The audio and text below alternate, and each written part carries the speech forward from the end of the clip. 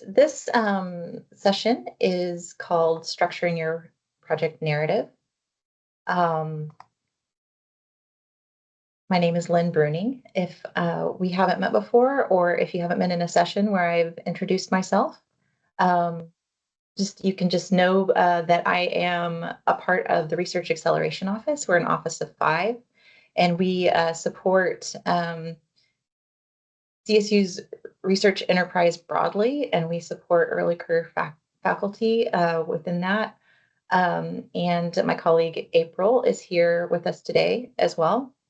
And so you can go to our website and check out some of the other activities we're involved in at CSU. Okay, so this is a new webinar. This is the first time I've ever presented on this content specifically. And the reason that we added in this webinar to this year's early career offerings is that over the last few years, as I've met one-on-one with early career faculty, specifically those who are preparing NSF career proposals, there have been a lot of productive conversations around how to present your work within the project narrative, and specifically how to structure the project narrative to sell your idea. But first, what are we talking about when we talk about the project narrative? I liked this definition as much as any. A written description of the project that provides a clear, compelling explanation of the project's purpose, goals, methodology, and expected outcomes. It is an essential component of a project proposal and helps to communicate the project's value and feasibility to potential funders or stakeholders. When we talk about the project narrative, we're talking about the main written body of your funding proposal. So probably the longest document with the most amount of directions involved. It's kind of the core of your proposal. It's known by many different names. Project narrative is a general term. Project description is pretty common. Proposal narrative, technical proposal, program description. So these are just a few synonyms for project narrative. And so when we're talking about that today, all of the depending on the funder, what they choose to call it, all of those kind of main bodies of description fit under this title. It's helpful to think about the project narrative in context before diving into it specifically, because your entire proposal consists of many, well, depending on who you're submitting to. Common proposals involve many different documents. Some common components to funding proposals are a project summary, which may be a short description that's in sometimes a more like lay audience focused voice, sometimes not. References cited, common, your personnel documents, biosketch, current pending support, your budget and budget justification, facilities, equipment, other resources, letters of support, and then other documents, including various plans. All of these should present a unified story to the funder.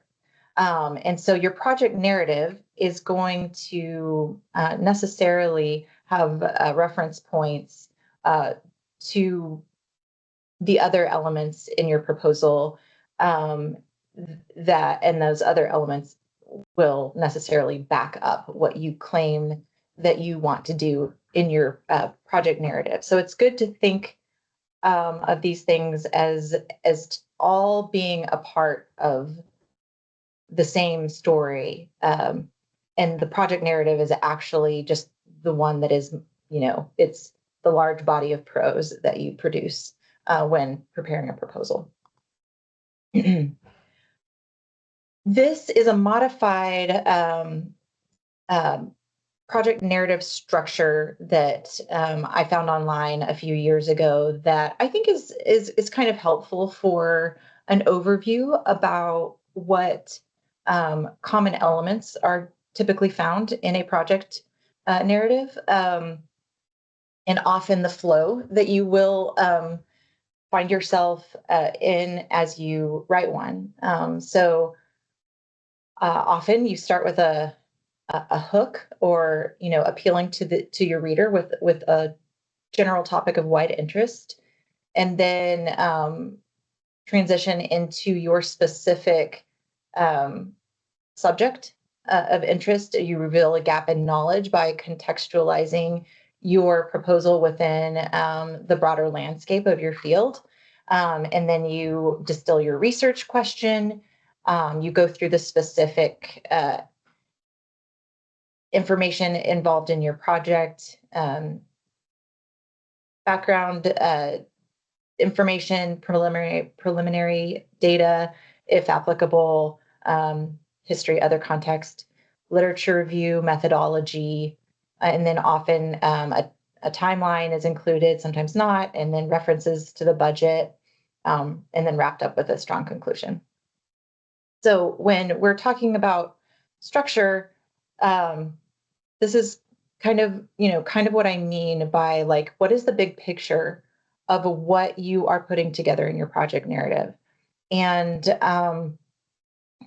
I think that sometimes when we're writing a specific narrative and our minds are so full of the details of our work and our goals, and wanting to articulate the details of our discipline, sometimes it can be easy to forget or lose sight of how structure or other elements within that are just tools apart from the main content can help to communicate your message and actually help connect you to the reviewer, help you get those details across in a way that really lands with the reviewer. So when you think about structuring your project narrative, the NOFO, the Notice of Funding Opportunity, is always your guide. And just like project narrative, NOFO is one word of many that describes RFP, which stands for Request for Proposals, and other, maybe RFA, solicitation. These are, whatever your funder calls it. The NOFO is your guide for creation of structure. So let's look at a few examples of what I'm talking about. So first, this is when if I were wanting to apply for an NIH RO1, my project narrative would be called a research strategy, and the RO1 NOFO points to NIH's general application instructions. So all of the content required for the research strategy for an RO1 is contained in the general application instructions. And so here are a couple of images of what those general instructions are asking for. And so we can take the NOFO and then translate it into structure. So the big items that NIH wants for an RO1 research strategy are three big areas: significance, innovation, and approach. And under each of these areas are, sub areas of importance that are highlighted in the NOFO. And this is kind of just a structural visual to kind of reimagine what's laid out in the NOFO. But these are elements found in the general guidelines. Um, Example number two, the NSF career project description, which is NSF's phrase for project narrative.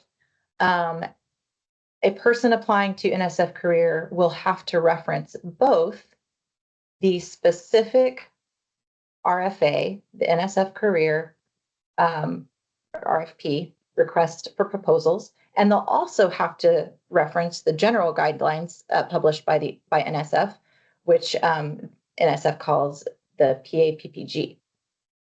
And so you're drawing from two documents to make sure that you answer all of what is being asked for you in your project narrative.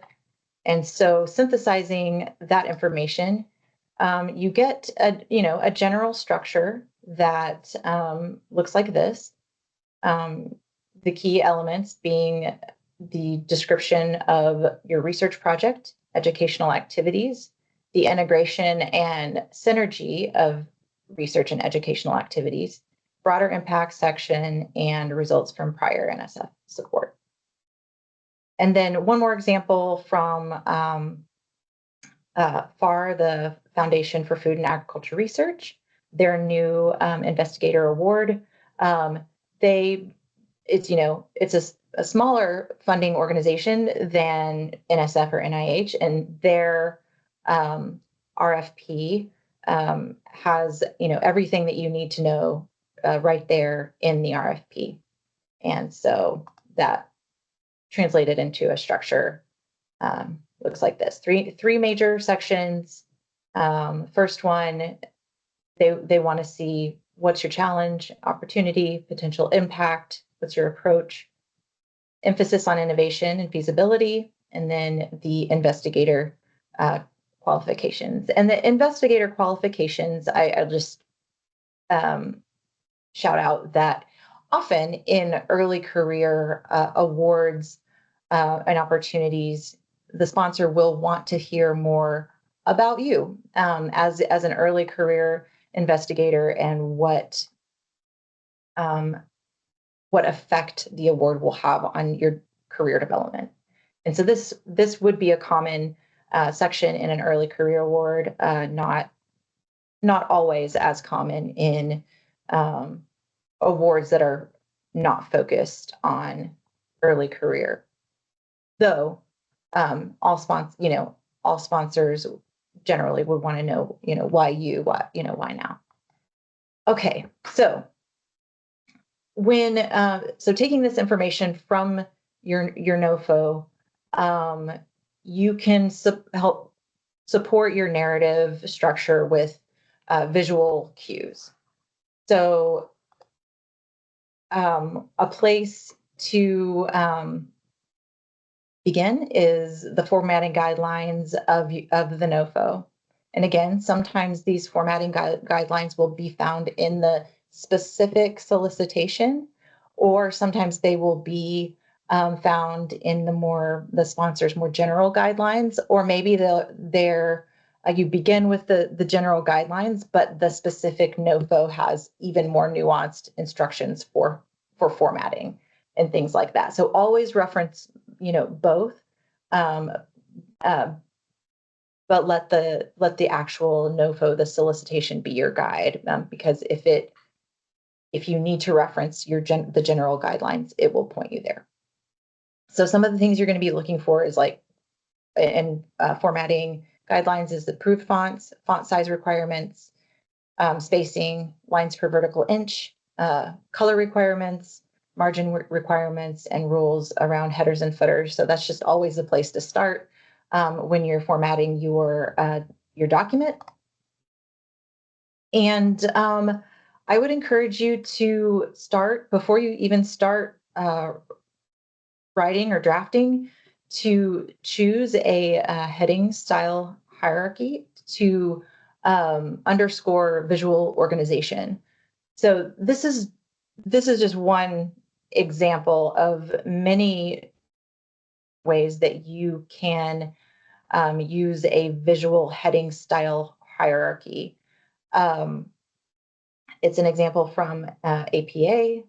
So the Level one heading is centered bold with title case and then the body text below.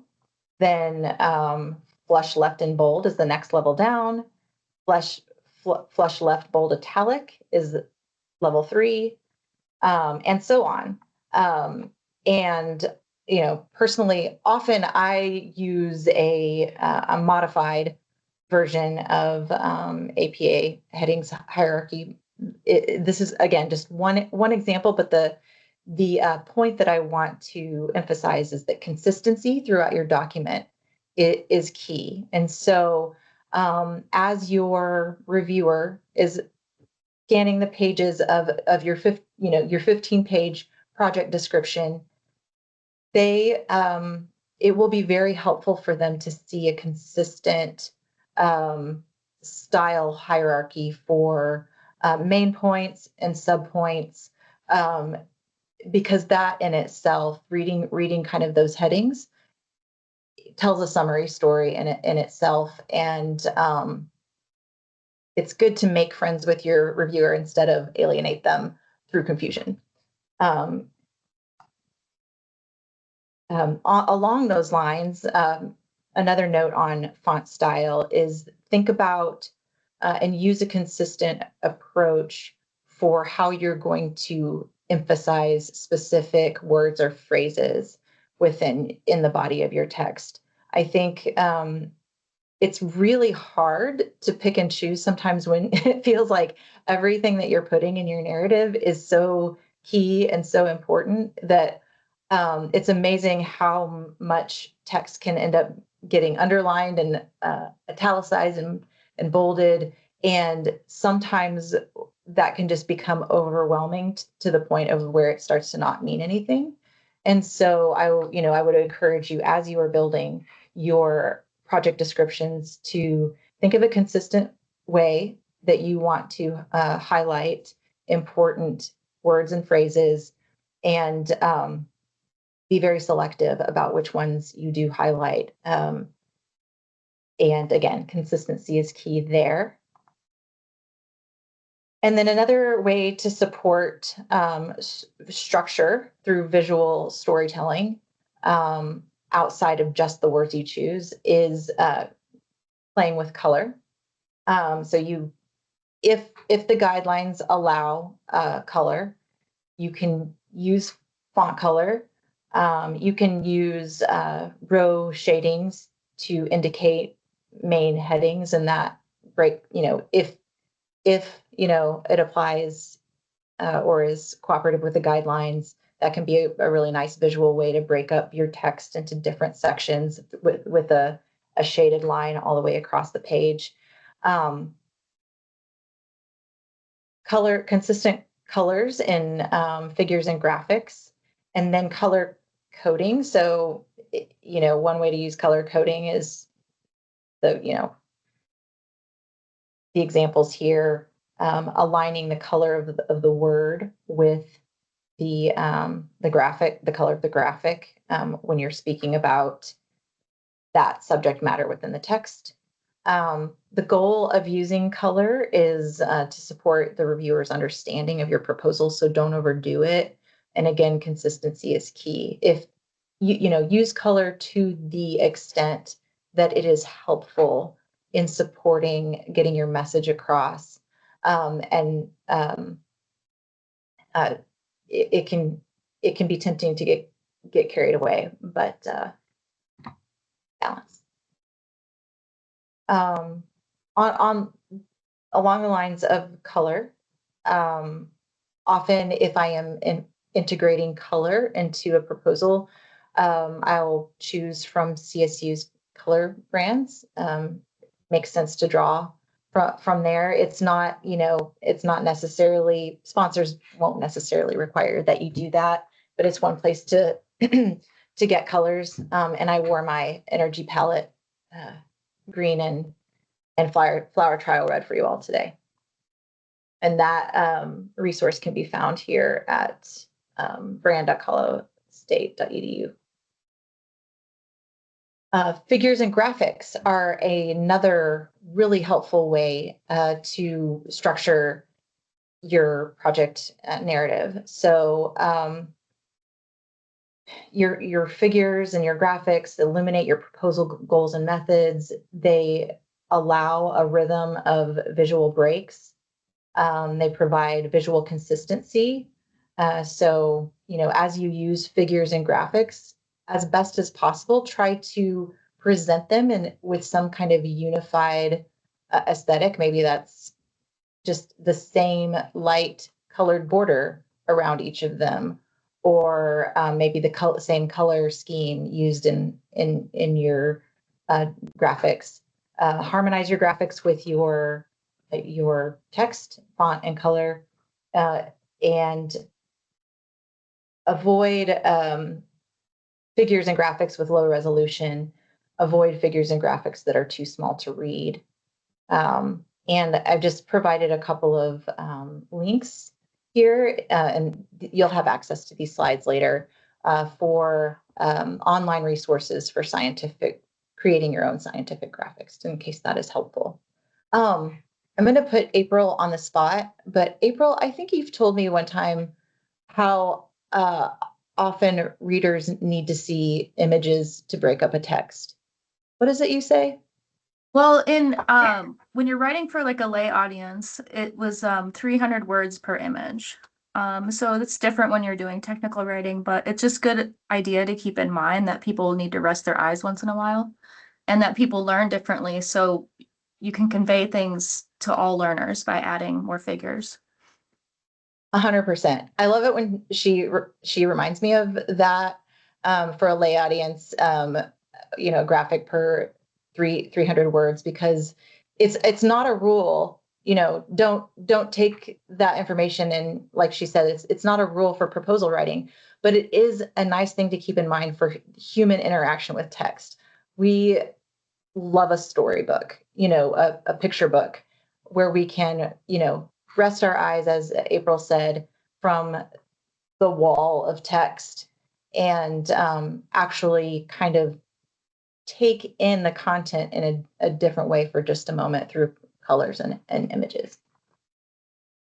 And if you are ever in a situation to where you're interested in not creating your own figures, but looking for a graphic artist to hire, please feel free to reach out to our office, because we have some names that we could share with you and some sources for where you could look for professional graphic designers.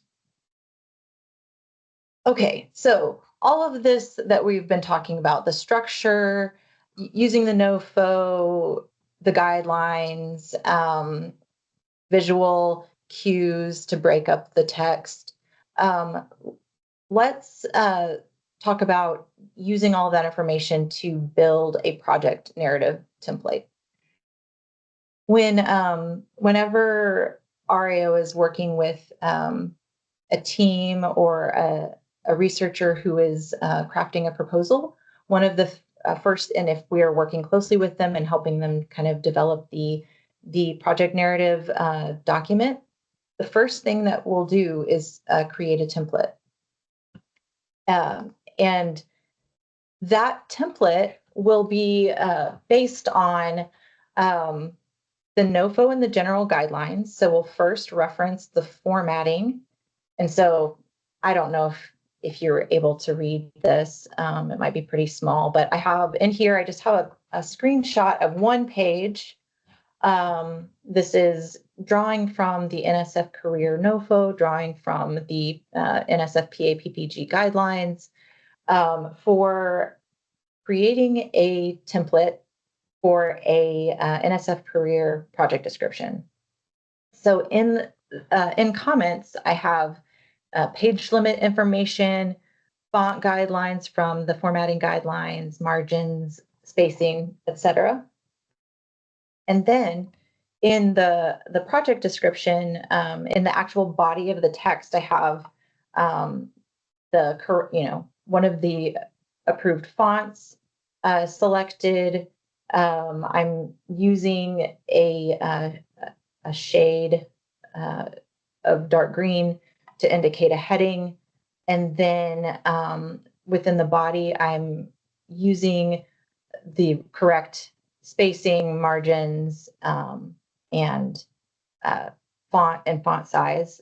The blue and red color indicates that the blue text are the proposal preparation instructions from the NOFO, and the red is from the review criteria.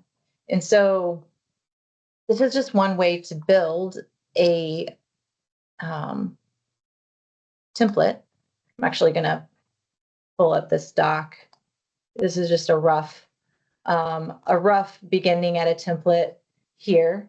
So the same thing that's pictured in the slides.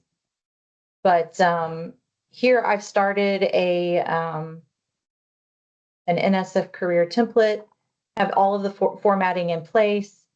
I drew instructions from the NOFO instructions, and then the red indicates information from the review criteria. The review criteria can sometimes be easy to forget about when you're actually building your project description, but it's drawing from the review criteria is one of the best ways to structure, outline, build your template so that you can make sure that as you write, you're connecting to all of the priorities that the reviewers will be connecting to. I've also, so I'm going to make this a little bit smaller, zoom out a little bit just to see the overall structure. So we have project description, instructions, then within that section, a begun hierarchy for headings, research plan section, instructions in blue, and then kind of a hierarchy, so we have kind of 3 levels right here, level 1, level 2, level 3, for consistency. And again, down into the educational plan as a main section, broader impacts as a always has its own heading line, and instructions there, review criteria there, results from prior NSF support as a section, and then more instructions. And so this is just an example of how to build a template from the NOFO and make sure that you're fulfilling all the guidelines and also answering the call as it is asked. Okay. So then once you get into writing your narrative,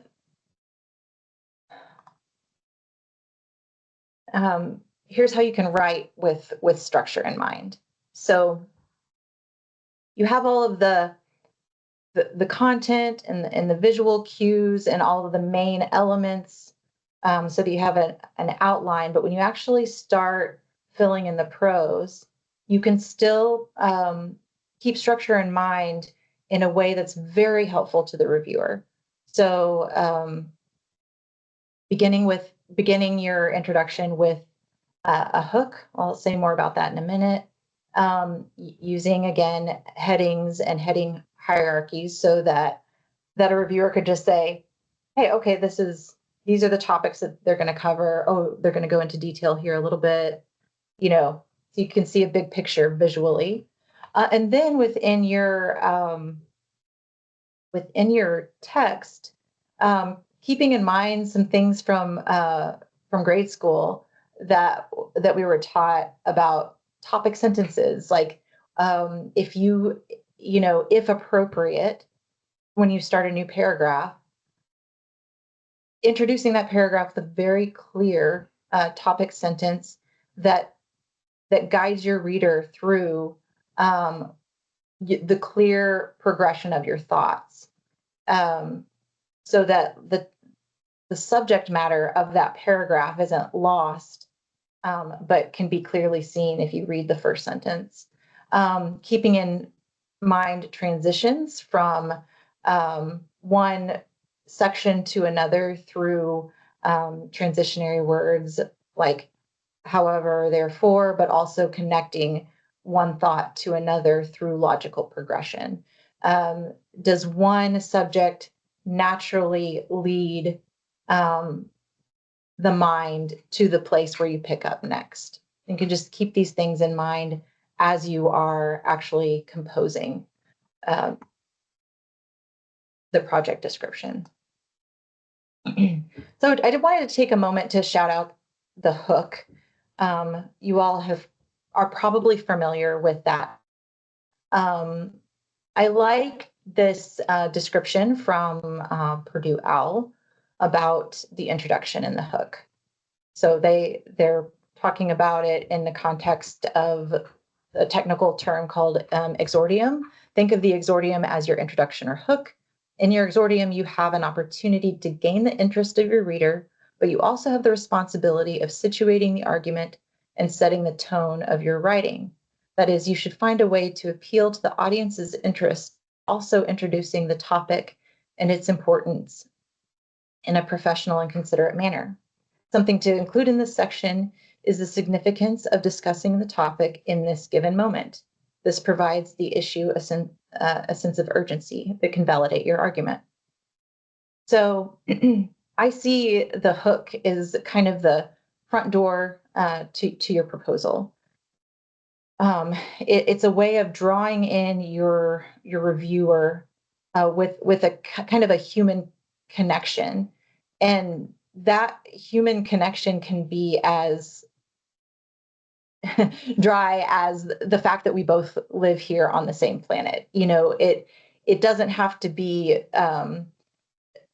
touchy feely. It doesn't have to take up a lot of space. It doesn't have to be dumbed down.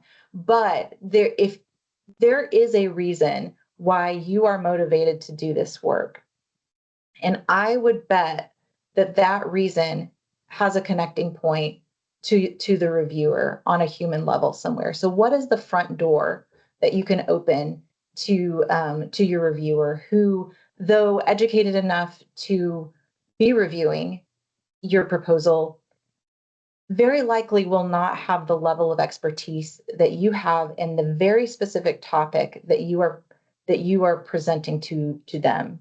And so it can be as short as, a hook can be as short as half a sentence, and all of a sudden you're right there in the middle of the science, in the second half of the sentence. So don't think of it as something that's going to steal too much space. But what can you do to take them by the hand and draw them into your work? And I would just encourage you as the reviewer goes through that front door, set up, in your introduction, and I would say really giving a lot of effort to your entire first page, the clarity with which you begin your proposal is really important, so that by the time they're turning that page, they're in, and then that you can draw them deeper into the necessary technical aspects of your project. So want to just leave you with a couple more thoughts on the narrative itself. Strong project narratives answer core questions clearly and succinctly. So think about these as you are outlining, structuring your project narrative. What do you want to do? How much will it cost? How much time will it take? How does the proposed project relate to the sponsor's interests? What difference will the project make? What has already been done? How will your project advance that work? How do you plan to implement and accomplish project goals and outcomes? How will the results be evaluated? And why should you, rather than someone else, be selected to do this project? How does this demonstrate your independence? And a few more tips. Clearly state your hypotheses, questions, objectives, and goals. Strong narratives answer core questions clearly and succinctly. Describe how your idea is innovative and improves current practices. Provide sufficient evidence of preliminary work. Situate your proposal within the context of the current field. Present a logical, unified, and cohesive story with your narrative, figures, experiments, budget, and supporting documents. Make sure that your methods are appropriate and clearly explained. And so I hope that that information was helpful to you and it gets you inspired to start your project narrative, start building a template by referencing and drawing information from the NOFO, specifically the instructions and the review criteria, making sure to follow all of the guidelines. It's amazing how the practice of creating a template really helps you kind of bond with those requirements and everything that's being looked for, so that reading a NOFO or an RFP can be so overwhelming, especially when they're very long. But when you have a template where you have taken out those core items that they really want to see you address, it can empower you with a deeper understanding of what's being expected of you as you go forward and you write that, and you don't have to worry so much about how am I going to organize this? What's my outline? You kind of have an already built-in outline in the NOFO, just a matter of getting it on paper and finding out how to integrate your specific proposal content into that outline that's already been provided for you in the NOFO. So just wanted to shout out an upcoming webinar on April 22nd, grants at the sentence level. So if we're looking kind of at the project narrative from kind of a far back perspective, looking at the structure, looking at the visual cues, this webinar will take you deeper into the sentences themselves and the actual language being used in the project narrative. And Jeff Willis and Christina Quinn will lead that, and that is a really engaging webinar that I highly encourage you to attend. So thank you so much for coming. I'm going to stop the recording, and then we can do some Q&A if anyone has any questions.